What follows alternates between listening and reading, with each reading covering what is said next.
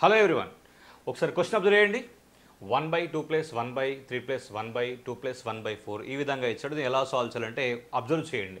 ఈ 1/4 as ఈజ్గా రాసుకుందాము. 1 and 4 రాసుకుంటున్నాను. Next ఏంటంటే ఈ 2, 3, 2 ఉన్నాయి కదా, రైట్. 3 స్పేసెస్ ఉన్నాయి. 3 స్పేసెస్ తీసుకుందాము. 2, 3, 2 as ఈజ్గా రాసుకుందాము.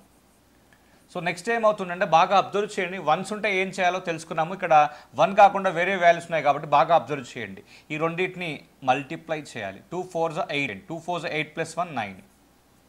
Next 9 3s 27, 27 + 4 31. Next 31 2s 62, 62 + 9 71 అవుతుంది. ఇక్కడ 1/, అని ఉంది కాబట్టి యాజ్ ఇట్ ఈస్గా ఆన్సర్ 31/71 అవుతుంది.